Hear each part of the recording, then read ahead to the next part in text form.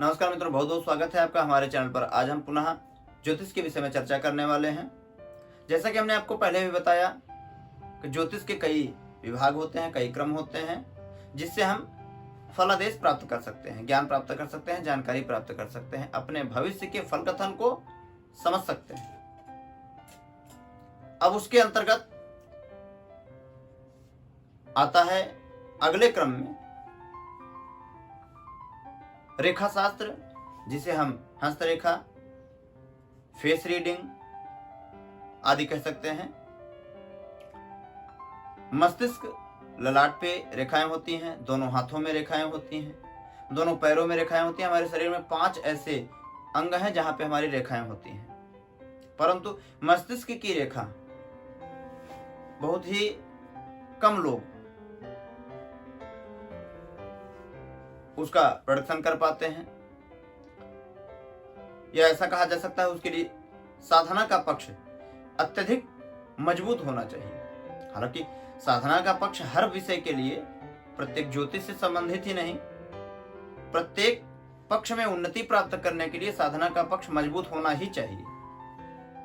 साधना का तात्पर्य अपने इष्ट की, अपने गुरु की, अपने माता पिता की विशेष कृपा और इष्ट के प्रति नित्य चिंतन, यही साधना है। गायत्री की साधना, अपने इष्ट की साधना अवश्य करनी चाहिए। यदि वह हमारा मजबूत है तो निश्चित ही हमें बिना शास्त्र के और बिना किसी अन्य सुविधाओं के हम ज्ञान की परम एवं चरम स्थिति तक पहुंच सकते हैं। तो रेखा शास्त्र के अंतर्गत आपको हम बताते हैं कि हमारे जीवन में रेखाओं का बड़ा महत्व होता है। रेखाएं हमारी जीवन नहीं होती हैं, रेखाओं का हमारे जीवन में महत्व होता है। रेखाओं को आप अपने कर्मों के द्वारा अवश्य बदल सकते हैं, थोड़ा बहुत परिवर्तन अवश्य ला सकते हैं, क्योंकि कर्म सबसे महत्वपूर्ण विषय है। ज्योतिष के माध्यम से आपको विषय का प्रतिपादन हो जाता है तो इसका मतलब यह नहीं है कि आप उस पर निर्भर हो जाएं। ज्योतिष आपको हमने पहले ही बताया कि मार्गदर्शक है, वह आपका रास्ता प्रदर्शन करता है। जैसे हमारे चक्षु, हमारे नेत्र हैं, हमारे रास्ते को, हमारे मार्ग को प्रदर्शित करते हैं, ठीक उसी प्रकार से ज्योतिष आपको आपके मार्ग का प्रदर्शन करता है। तो बड़ा महत्वपूर्ण विषय है रेखा शास्त्र। रेखा शास्त्र में हाथों की रेखाओं के माध्यम से आपके फल के कथन को निर्धारित किया जा सकता है।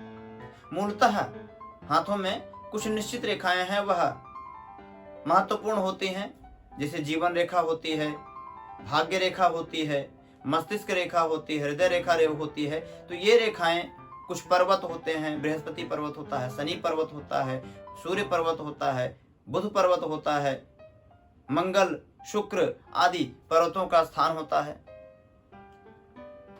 यदि इसका भी समुचित हम ज्ञान कर लें अथवा इसके विषय में भी समुचित जानकारी लें तो निश्चित रूप से हमें काफी सहायता प्राप्त होती है। तथाकथित क्रम में नहीं कि मस्ती मजाक में हमने इस विषय का प्रतिपादन किया, नहीं। यह एक समुद्र के जैसा, वास्तविक यह है कि यह एक समुद्र के जैसा एक ऐसा फल कथन का, ज्योतिष का एक ऐसा शास्त्र है जिसके माध्यम से भी हम काफी हद तक जानकारी को प्राप्त कर सकते हैं और निर्णय ले सकते हैं, जिसके अंतर्गत अनेकानेक ग्रंथ हैं। सामुद्रिक शास्त्र है, एक पश्चिम के विद्वान हुए कीरो, उनसे संबंधित भी ज्योतिष के हस्तरेखा के बहुत सारे अध्ययन प्राप्त करने को प्राप्त होते हैं।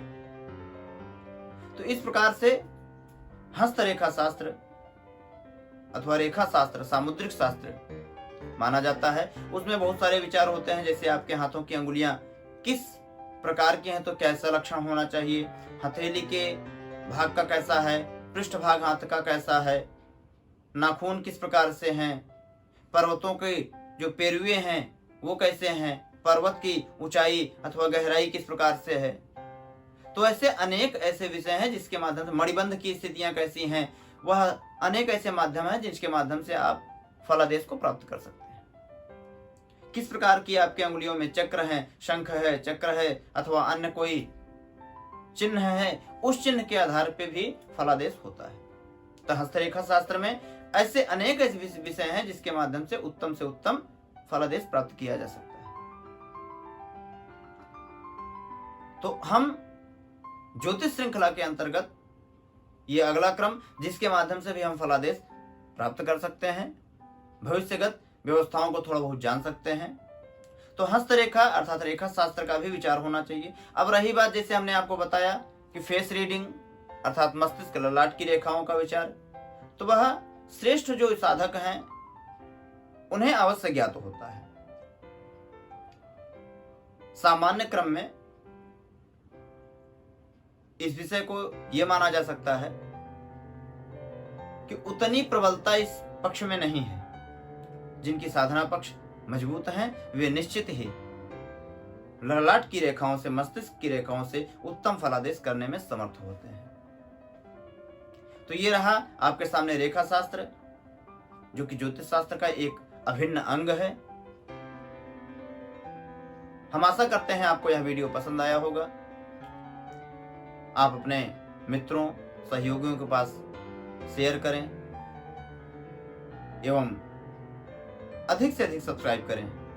धन्यवाद। जय माता दी।